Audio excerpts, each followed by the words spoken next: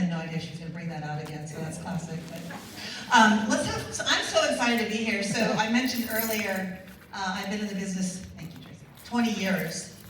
Fun fact, or 10 years, I've been at EXP 10 years. Fun fact is I've been in the business this month 20 years.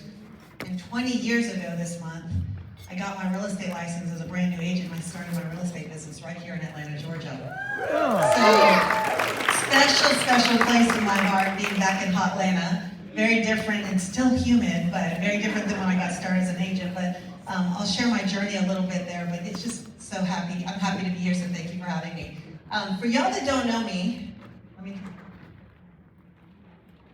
we're going to visit about, I didn't know I had 45 minutes, so we're going to just kind of go off script a little bit.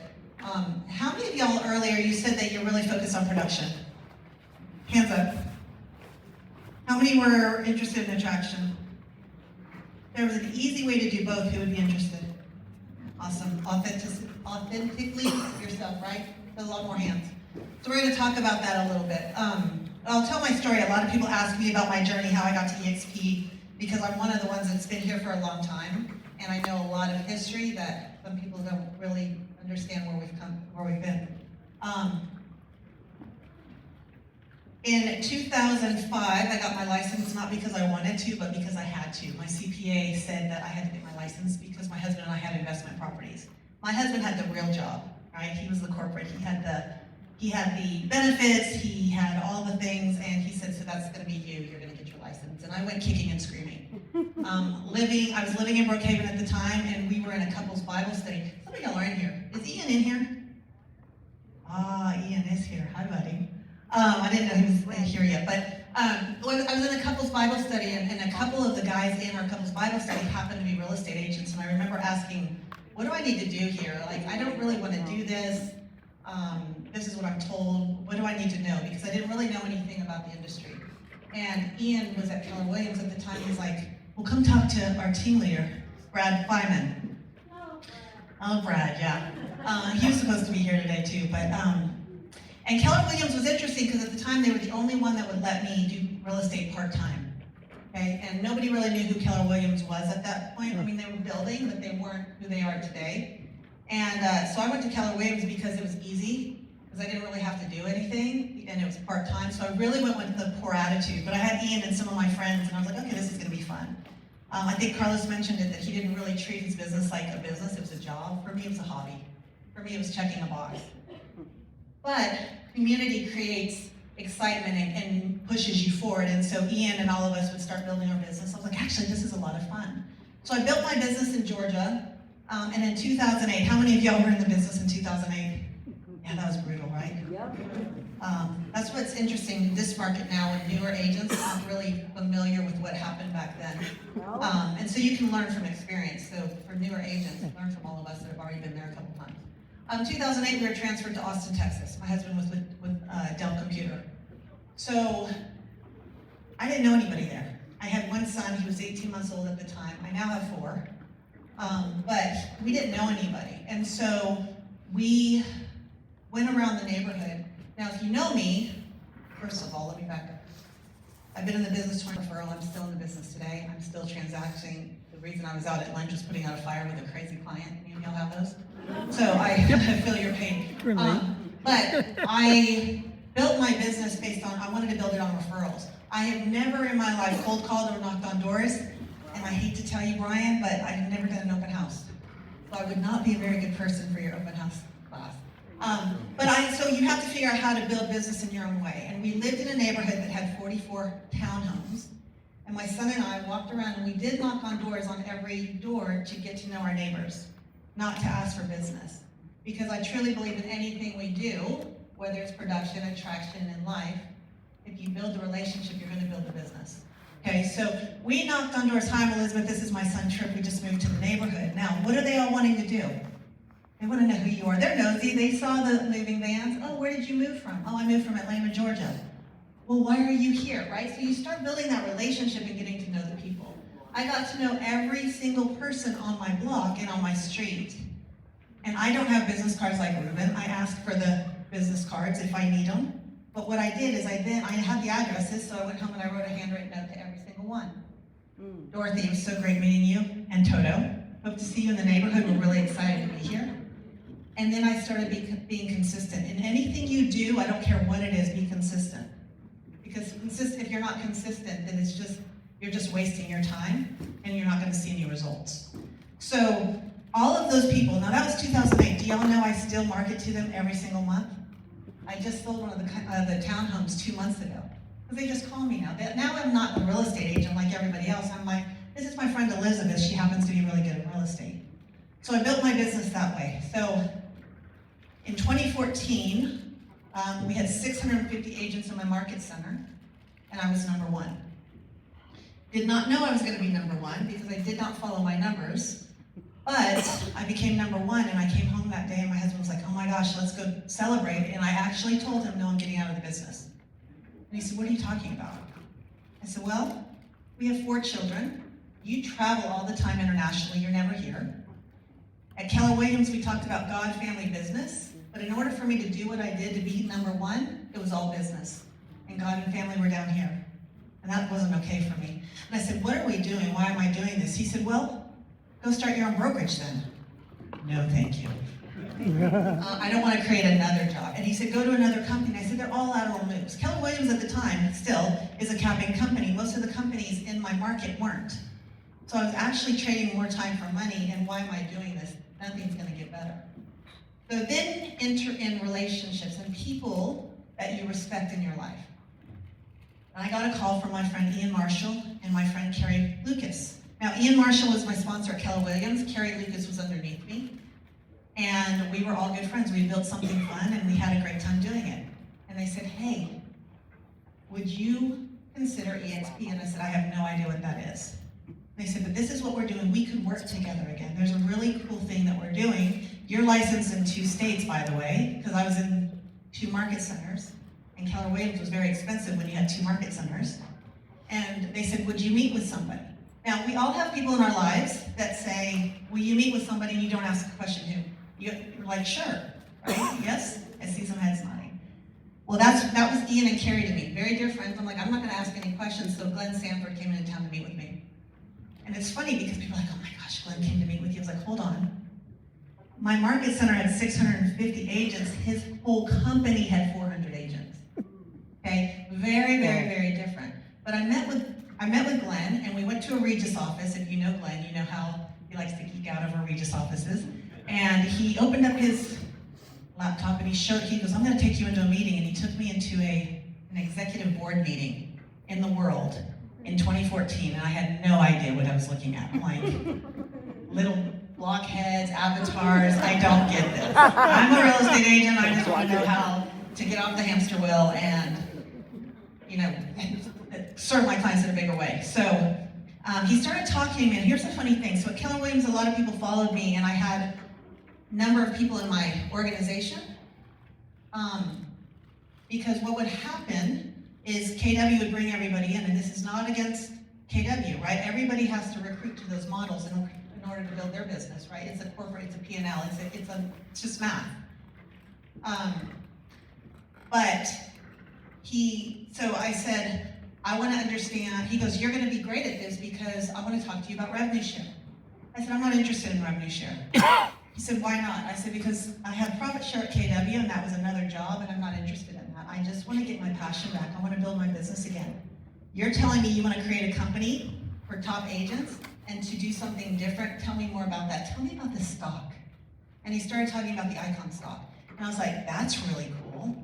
And Stefan Swanepoel had written an article about EXP. It's not one you know yet, but it's going to be the Amazon.com of real estate. So then I'm sitting there going, what if? What if that worked? That could be cool, right? What if we had all known about Amazon or really believed in Amazon when they were selling books online? I think we'd be sitting in a little bit different place, right? And then I'm like, well, what if it doesn't work? And what I tell my kids now to this day is, what's the worst that could happen? I could go back to any other company. They need me more than I need them. So I really liked Glenn, and I truly believe people follow people. And when he was talking about creating a company for the agents, built by the agents, benefiting the agents, I wanted to do something exciting. I was bored and uninspired, and I could work with my friends again. So they didn't call me to recruit me. You see the difference? They didn't say, hey, Elizabeth, come work for me, come to me, follow me, follow me, follow me. It was come with me. There's a very big difference in that statement. So I had a number of agents that wanted to come with me. They were going to follow me, and I will jump, but I didn't want to at their detriment, so I seek wise counsel. Funny story, I wish Brad was in here. I went to 2 people. I went to my team leader here in Georgia, and I went to my team leader in Texas. My team leader in Texas had just retired. Now, Brad Flyman and Sean Rawls have been business mentors of mine since I was brand new in the business, and they're dear to me to this day. This isn't a knock, it was just something different. Brad told me, you've built it, you've done this, you're in the ALC in 2 different states, don't do this is not a good move for you. Like, okay, thanks. And then I went to my other one, and he said, well, this is interesting, we explored it for 5 months. 5 months later, he said, you know what, Elizabeth, I'm bored, I'm uninspired, I want to do this with you, and that was Gene Frederick. Wow. So, I never approached Gene Frederick to recruit Gene. I went to him to seek wise counsel. He was born and uninspired. What happens when you have conversations with people where you can lift each other up and do something really fun and build it together? Conversations change, the dreams change. So because of that, we came over to EXP. I'm Agent 466. I was the first icon ever named, which is amazing. I just hit my 10th icon, which I'm the only one to ever do that, which is amazing. We'll talk about that. And it's really exciting because it's been life-changing, not only for me, for everybody else, and in my business as well. So this is a lot about what I've done, and I'm using the word I purposely. But what I really want to talk to you guys about is how I've gotten here and what you guys can do in the opportunity, because the reality is nobody cares about this. I put that up there because I feel like we all have to lead with that to create credibility. But the reality is nobody cares. I didn't do all this by myself. And I think the industry and social and everything else is so noisy, and it's all about I, me. What happens when you lead with abundance and you're like, what can we do together? It's all about the we, not the I, not the me. I'm not huge on social. Our industry's noisy. So this, I put that up there to just give you an example, like I did not succeed alone. You're not gonna succeed alone, and you don't have to succeed alone. So for those of you that feel like you're alone, let's change that today, okay? So, let's talk about comfort and fear. Comfort is costly, okay? If I was comfortable, I look back and I wonder, what if I had stayed where I was? I was comfortable, it was easy, I was coasting, but that's not what we're meant for. And I think we're all allowed to do something bigger, and we all have the opportunity to do something bigger, not only for ourselves, for everybody else. So when I succeed, others succeed, and that's what fills my soul. Comfort is costly. If you're comfortable, you're not growing. You're stagnant. You're dying on the vine. If you're fearful, that's the absolute opposite of growth. Everybody's afraid. Right? You just have to take the jump. I was very afraid to take the jump. I had a lot to lose, in my opinion, but then I looked at Gene Frederick, I was like, hold on. He's willing to sell 7 market centers that he's built and make the leap. If he can do that, I can do that, right? So you lock arms with the people that are there to help you succeed, and whatever that looks like. My husband, I talked about, was in corporate for 25 years at Dell Computer. If I was comfortable, I wouldn't have been able to retire him from corporate America 5 years ago because of this company. And I don't tell you that as a flex. If you guys know me, you know that I'm very, very private. But I tell you that to encourage you and to inspire you, because the reason I retired my husband was because my family was fractured. I was losing my family. I had 4 children. I had a husband who traveled all the time. My children didn't know my husband. I didn't even know my husband. We were ships passing. And when COVID hit, and you're an international sales director, you're not traveling much, but you're still on the phone 3 and 4 and 5 in the morning, and life is really pretty lonely and stressful and fractured. So I went in one day and I said, what if I retired you? Like, what are you talking about? I said, why are you doing this? Well, I have the benefits. I have to do this. Why do you have to do this? What would it look like if you didn't have to do this and you had passion and your joy? Because I'm living my passion. I get to be here with y'all. I get to show up in a different way in my community. I get to serve my clients at a high level. I was like, what could that look like? He's like, I don't know. He goes, well, I have the benefits. I said, EXP has healthcare. Would you be open to comparing the two? We did, and EXP's healthcare was better than Dell's. Right? I said, so what if I retire you? He said, what would I do?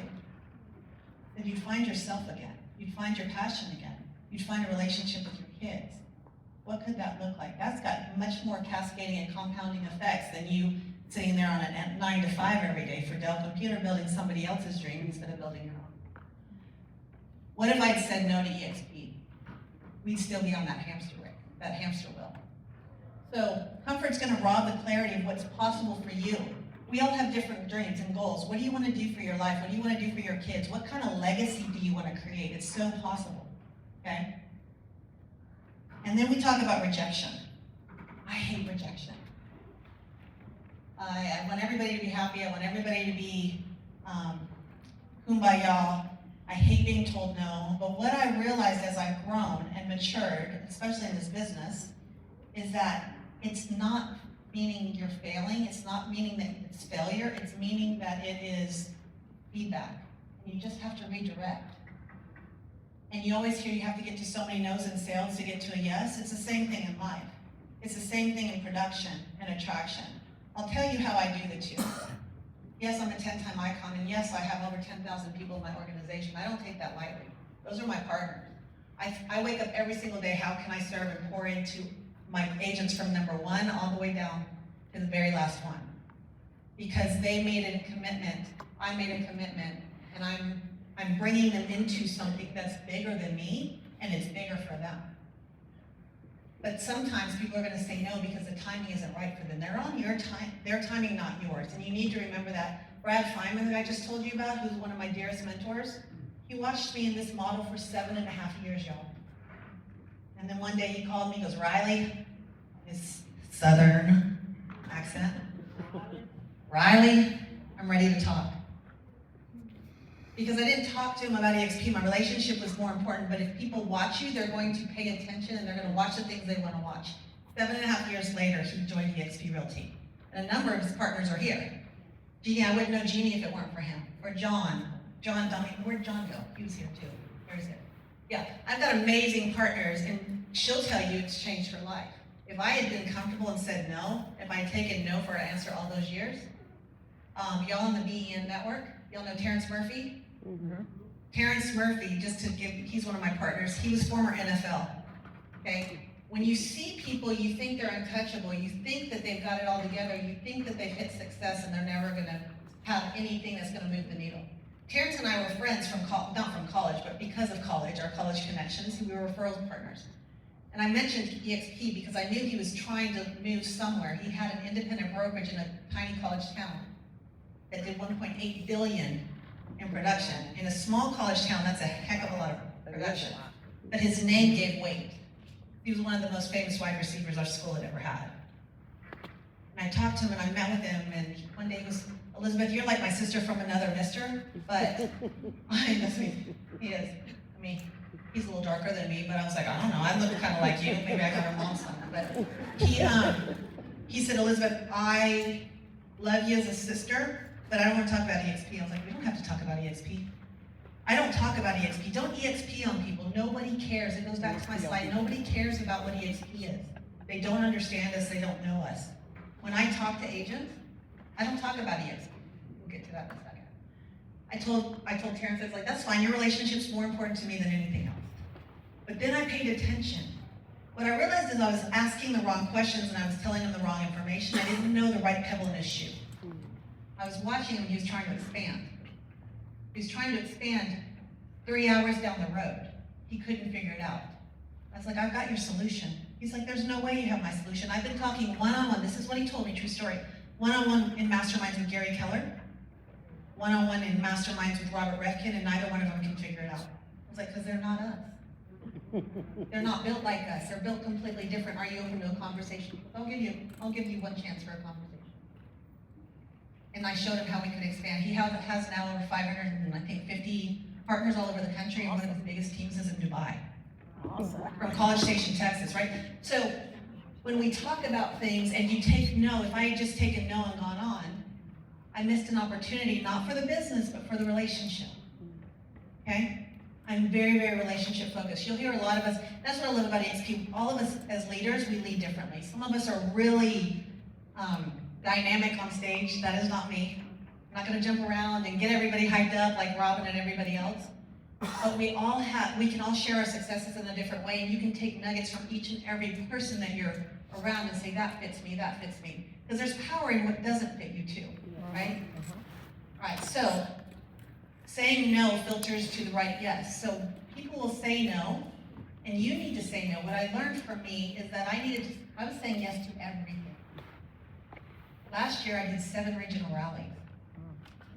I about killed myself on that. I was like, yes, oh, I don't want to disappoint, this is great, they're asking me, I'm honored. This year I only said 2 and I was very intentional. I said yes to California because my aunt was there and I could go visit her, and I said yes to Atlanta because it's Atlanta. Right? So it allows you to say yes to the right thing. So what are you saying yes to right now that you need to say no to? That's right. Okay, write that down. Think about that through the day, week, month. Think about that for your plan for 2025. What do I need to say no to so I can say yes to other things? I was saying yes to everybody else, and I was saying no to my family. Make sense? Okay. And then just understanding that growth comes over time and with experience. The person I was 10 years ago joining this company, not knowing, I had no idea what EXP was or what it was going to do for me. It was a company of 400 agents. Never in a million years did I think we were going to be in 27 countries. Here's the cool thing. My production has risen, it's increased. I have more time freedom and financial freedom, and it's not about rev share. It's because of how my life is, because of the business and the surroundings I'm in and the rooms I'm in. If you're not in the right rooms, move rooms. You guys being in this room right now speaks volumes.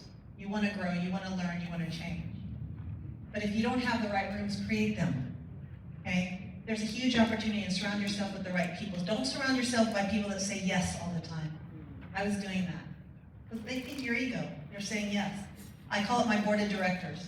I have a small group of people in my corner that I know will hold my feet to the fire, that won't BS me, and they're not necessarily real estate. They're not just women. They're not just men, right? It's a group of people that over the years have built a relationship with me that I know that they're going to hold me to my truth.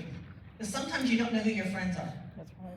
You don't know where you stand. You don't know who wants access to you because of what you've done or what you have or who you have access to. People will leverage people intentionally and non-intentionally. So if you're not in the right rooms, move the rooms. If you want to grow, move to the rooms that people are smarter than you. When I was at Keller Williams in my market center, I was the smartest person in the room. I don't want to be the smartest person. EXP, I'm definitely not the smartest, and I love it because I'm learning from everybody each and every day. So the person I was then is not the person I am now. So you need to give yourself some grace and just know you don't have all the answers. Do not quit. Do not take no, whether it's a buyer and seller. This is a tough market, y'all. I'm in it too. My listings aren't selling, my clients. In Austin, Texas, we have over 16,000 listings on the market, which is the highest we've ever had since 1994. And I am listing heavy. My clients are coming to me saying, well, that's great, I don't care about the stats, how are you gonna sell my house? I get it, this market is hard, right? So we created an opportunity, we're like, oh my gosh, the top producers were all saying the same things, so we would do a mastermind. And then all these other agents were like, well, we're learning, we wanna hear from you too. We're like, well, yeah, but we mastermind differently, right? But we were new ones, how does this all work? So instead of masterminding in person, we took it to Zoom, and we stream it live in Workplace every Tuesday. All the top producers and top agents, we've got about 50 or 60 of us, we do not miss that meeting. Every Tuesday we're masterminding, we're streaming it live into Workplace so that all the other agents can learn from us. Because we're bringing up the next generation, we're lifting others as we climb, because it's really lonely at the top, right? So that's what we created because there was a need, and now other people are benefiting from it. AHA Club, same thing. We had a need, and now they're popping up all over the place. So just create opportunities. You're like, I wish somebody was doing this. Be that person that makes it happen. Just don't quit. On the attraction side, I don't recruit.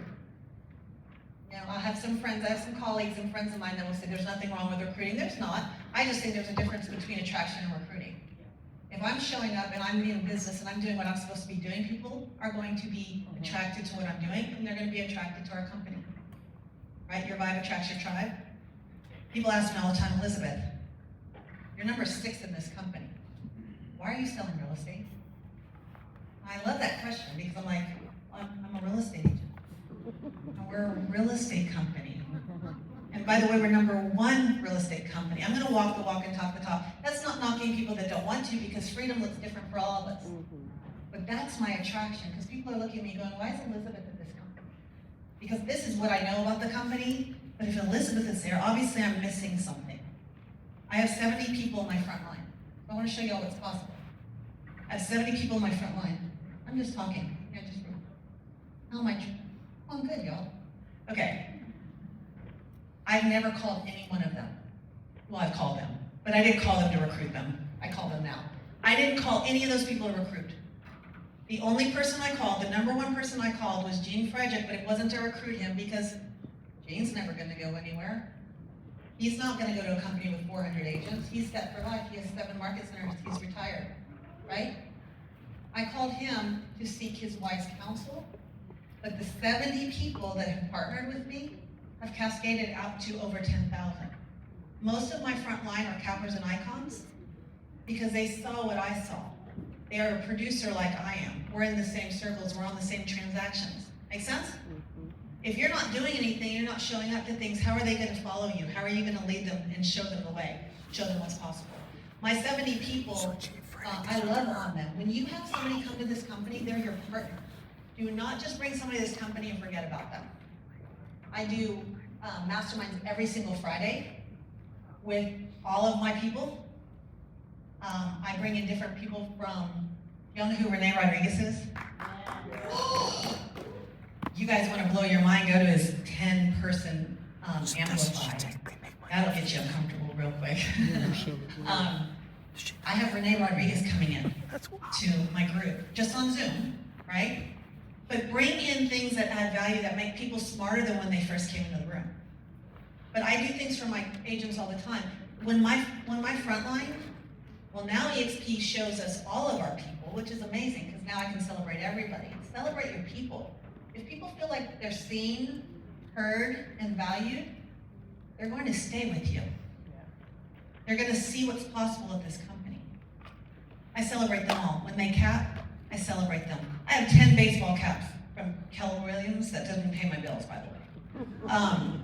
So it's kind of a joke. I wish I still had those 10 baseball caps, because it would be a fun prop. But Icon Stock does. That will change your life. But I will do things for my clients, my agents, to celebrate them. I treat my agents like I would my clients. And I treat my clients, why do I get 100% referral?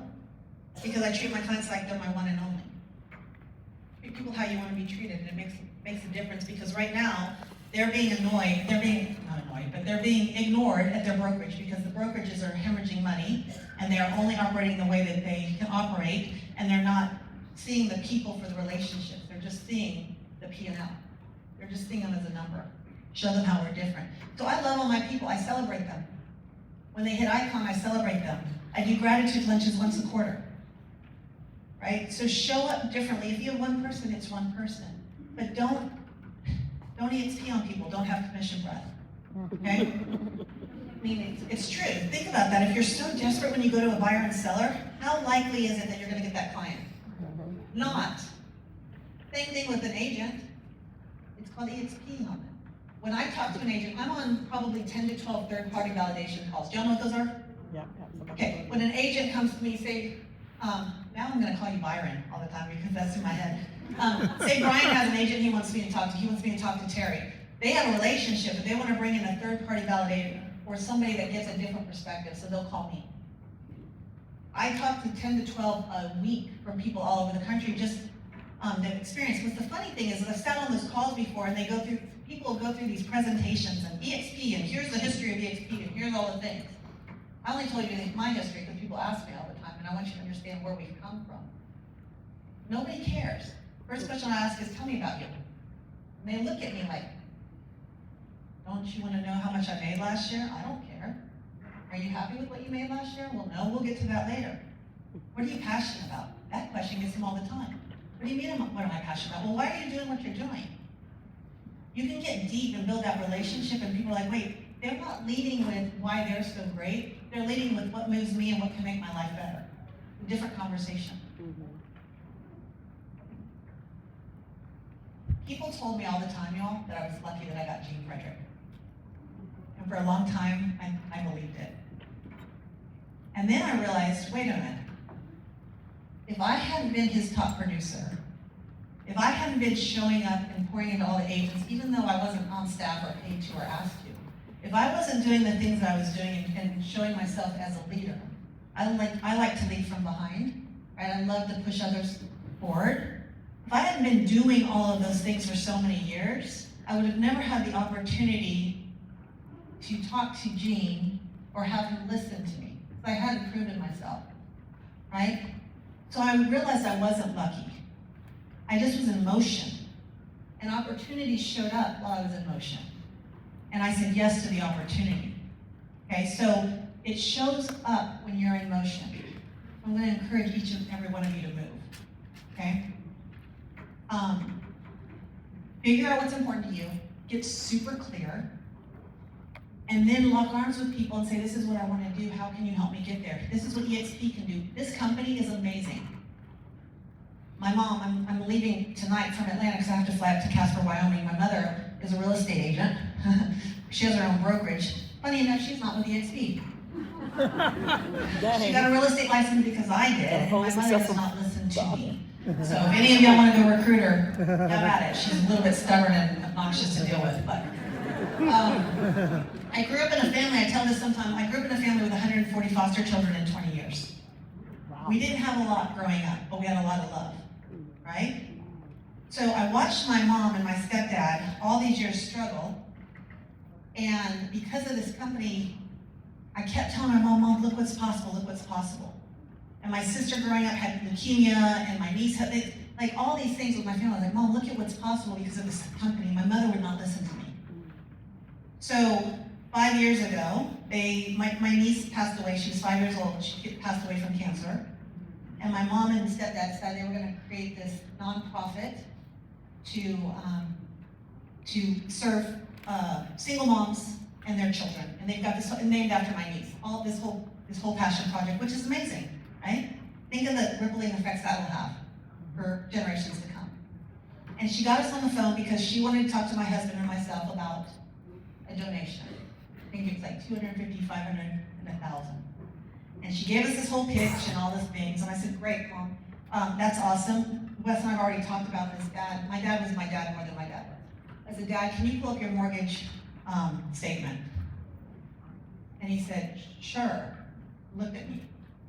And he pulled up his statement and balance was zero. My title company and I had figured out how to get his mortgage statement, and I paid it off. So now that they can work because they want to work, right? Thank you. But again, it's more about impact, and it's not about income anymore, y'all. It's about impact and what can you do with that. So I paid off my parents' home now that they can focus on this passion projects they have. Well, now, ironically enough, I'm leaving tomorrow to go to Casper, Wyoming for a benefit for my mom, because my mom's just been diagnosed with something called CML, chronic something leukemia that I don't even know much about yet. And I sit there and I think about what EXP could have done, or what her life could look like differently if she'd said yes to EXP years ago, instead of being stubborn, right? So don't quit whatever you're doing. If you're not with us yet, I'd love to visit with you. Let me answer any questions that you have. There's so many cool things we're doing at this company. Brian's amazing with all the resources or tools we have, so use that as fuel. But I don't want any of y'all to quit because we're just getting started. So I know I have a few more minutes. Dustin said that leave time for questions. Okay. So I'll leave time for questions. I'll